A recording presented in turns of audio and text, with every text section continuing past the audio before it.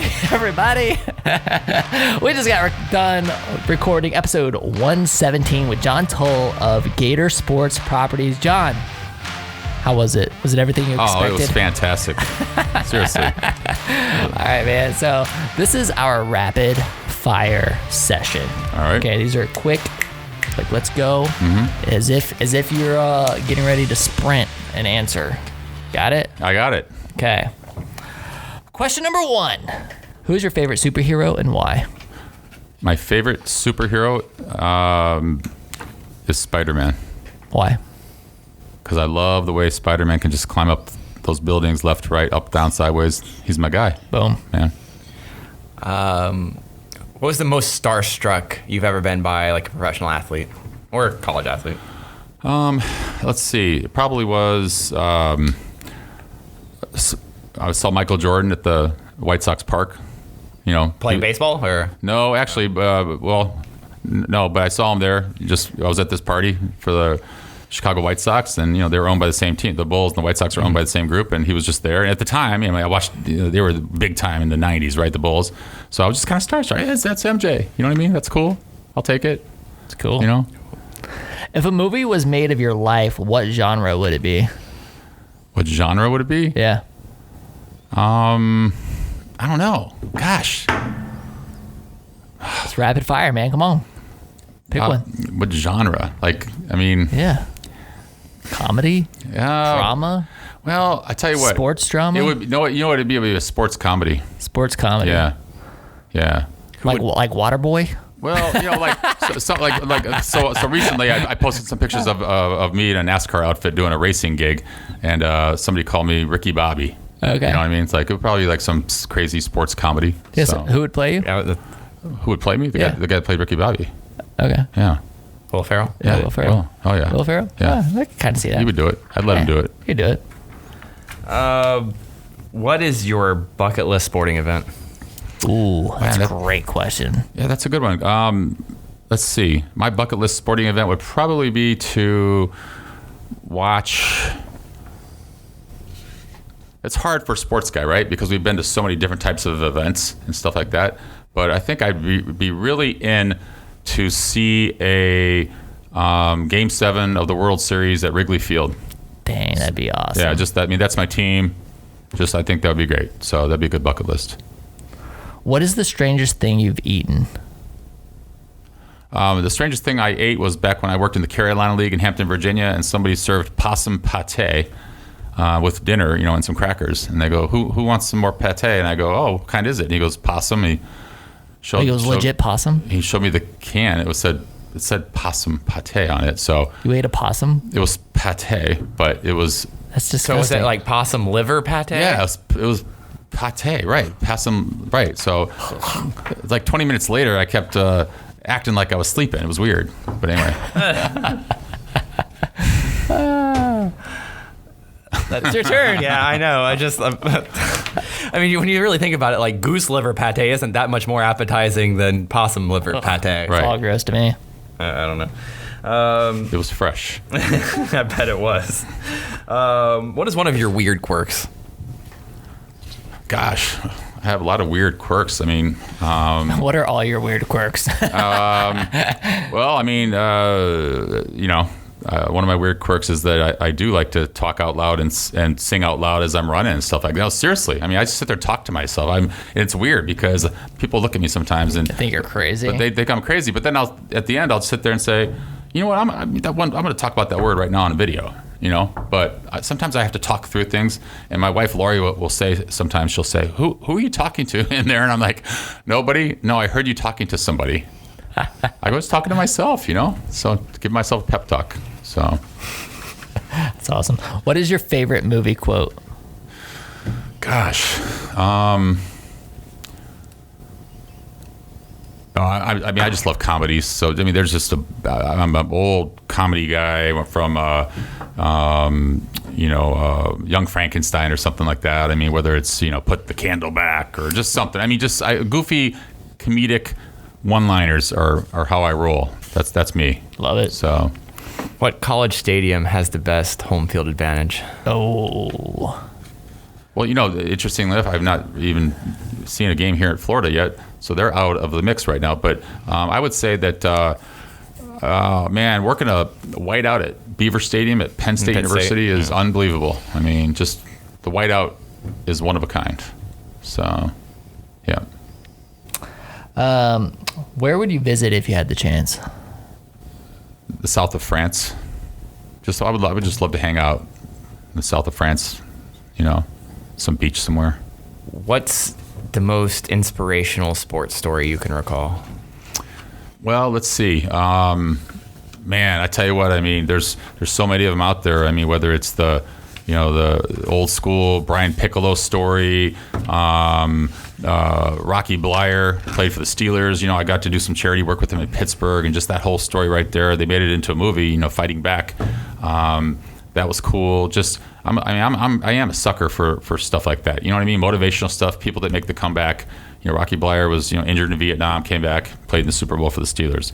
Brian Piccolo had cancer. Gail Sayers became his best friend. That was old school, but still, it's still John Cappelletti, met him several times. The Heisman Trophy winner from Penn State. I don't know if you can Google it, but he accepted the Heisman Trophy and awarded it to his younger brother Joey, who was dying of leukemia. And the movie was called Something for Joey, but it's a real inspirational speech that he gave in New York. So those are some fun stories. Cool. That's cool. What's like one sport that's like super unique that you're just fascinated by? That's not the normal. I'll tell you what. It's not the normal sport, huh? Yeah, it's not like college football. It's like right. Curling. Right. Curling's interesting. I love it. Is that your sport? That's your interesting sport? Curling? Yeah, I love it. Okay. Well, so I worked in indoor soccer for a while. Indoor soccer is pretty cool, but then the offshoot of that is futsal. Have you heard of futsal? It's like they play a little futsal. They play with a little ball. It's like a little ball. Yeah, it's amazing. Like they play on this short court, but I love that. But it's because I fell in love with indoor soccer. I worked in arena football too. I was just fascinated with the pace of the arena football game up and down the field. So I love sports. Yeah. I love sports. Sports is cool. Sports is cool. What time does your alarm go off every day, and what time do you go to bed? So my alarm in my head goes off about 4:30 in the morning. I'm up by 5. I drink my first pot of coffee by about 6:15. Entire pot? Yeah, the entire pot. Yeah. And then about 7:30, I'll have another cup, and then I'll go to work. And then I'll go to bed depending on what I'm doing, because sometimes I'll have a triple espresso at Starbucks later on about 3 o'clock. Damn. So I'll probably go to bed at 10 or 10:30, but sometimes I'll hang till midnight on the weeknights. So you're getting like 4 hours of sleep?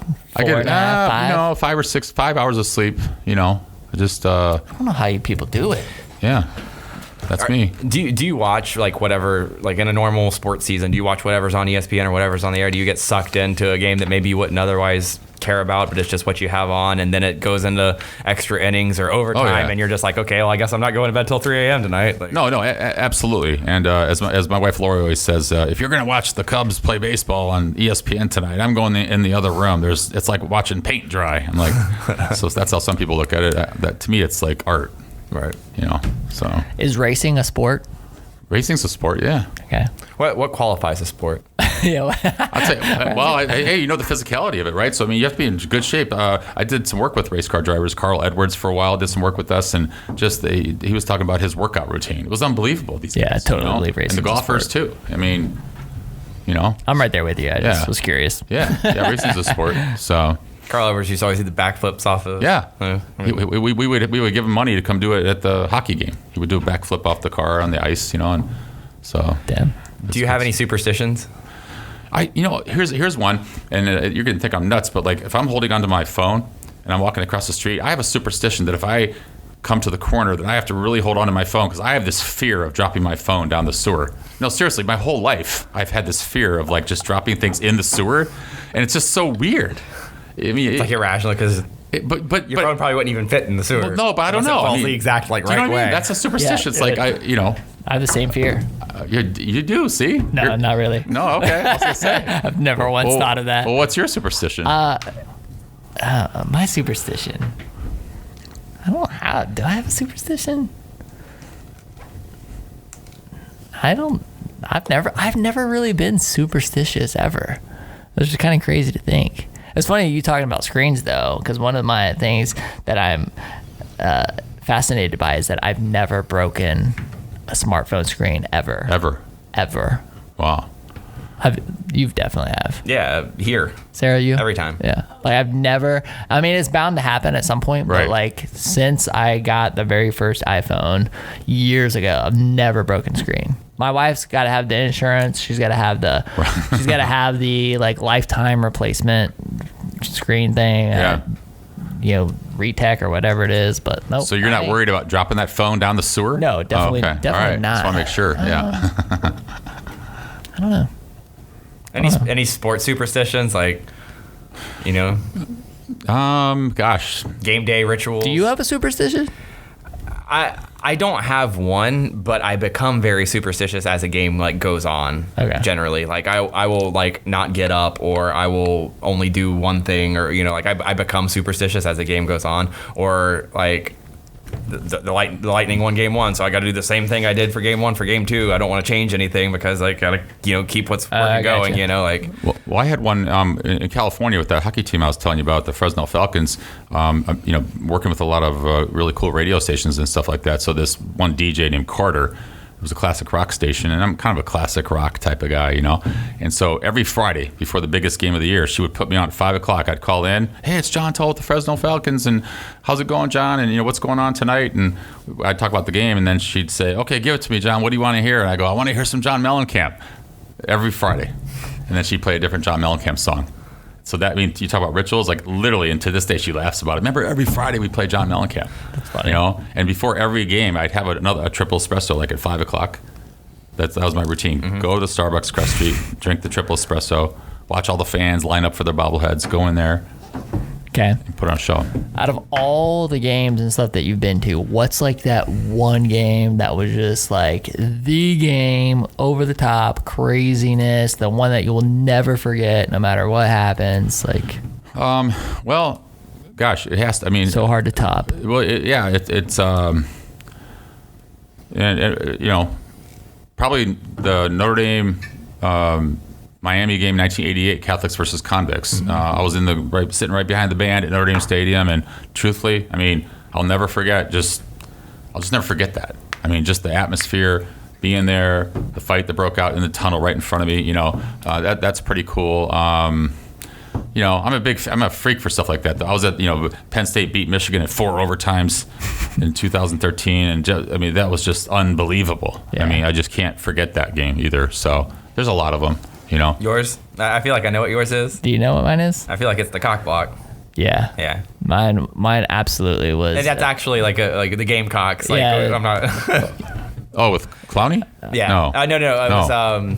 It was Ryan Suckup, who's actually still in the league. He just won the kicking job for the Tampa Bay Bucks. Okay. Yeah. But he was kicking for South Carolina for Steve Spurrier, and that was Steve Spurrier's first visit as a Gamecock to that's right. Ben Hill Griffin Stadium. And we blocked 2 kicks, but the one everyone remembers is the one as time expired. Suckup he's like I said, he's an NFL kicker. He's fantastic. He had the range, but we blocked it. I remember where I was sitting.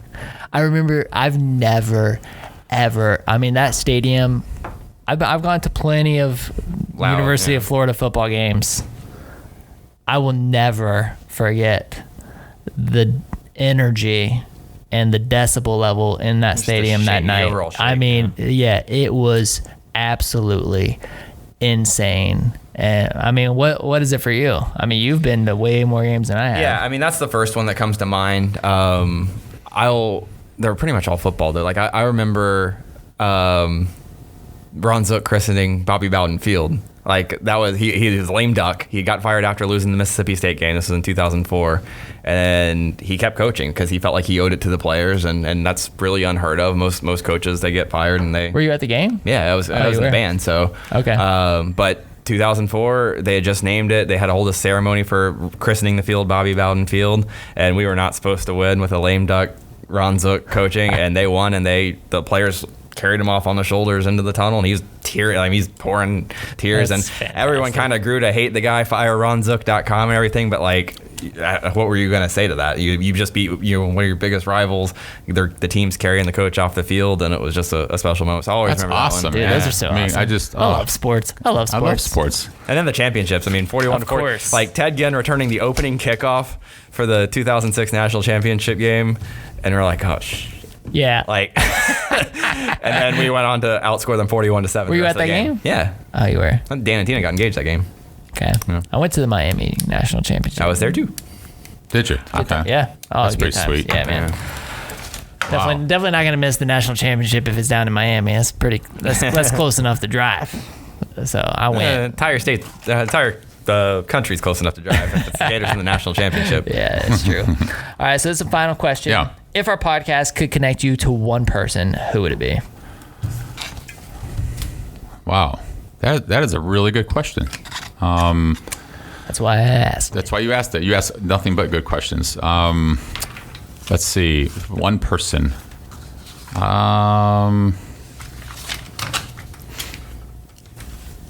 Oh man, just on, man. just one Come person. on. Just one person. Okay. Two people. I don't care. Name somebody. Right. So I would just have to say it would be. Well, he's not around anymore, but my football hero forever was Walter Payton, and he is, that's who I always wanted to like meet and have dinner with and stuff like that. But he's not here. But if it could connect me to, I don't know, man. I mean, it's been rough lately. It's so much power. No, I just don't. I mean, Like, I don't want to pick the wrong person because I don't want to say anything political. That's for sure. they can be political. What, you want to meet a president or something? What? Yeah, I wouldn't mind meeting a president. I think it'd be cool to meet the president. Yeah, no, it would be cool to meet the Either president. side. Like, I mean, No, it would be. I any mean, president. obviously, it would be cool to meet the president. It would be cool to meet, former President Barack Obama, just to meet him. It would be cool to be connected to LeBron James because, I've been a big, LBJ fan, from Cleveland to Miami to LA. I mean, anyway. No, but I do like him, though, seriously. And, yeah. Cool. Something like he's that. like, That's good LeBron stuff. James is like one of our biggest fans. Yeah, it's true. Yeah. No, LeBron, John wants to meet Right. you. Yeah. So appreciate you connecting with them. His kid Bronny, You get right? LeBron So- to do the whole Right. powder thing after a show. Yeah, that'd be That'd great. be awesome. Oh, dude, that'd be so cool. You should do that. you should. Yeah. I'd make him Clorox at like the table when he Yeah, was of done. course. Yeah. John, thanks again, man. Everybody, if you want to check out the episode right now, text WHOAGNV to 484848, and I'm gonna give you a sneak peek. How about that? Can we do that?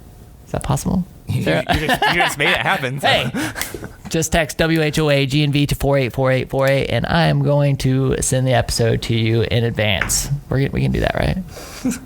We'll see. Enjoy the show. Comes out Monday at 8 a.m. See ya. Bye.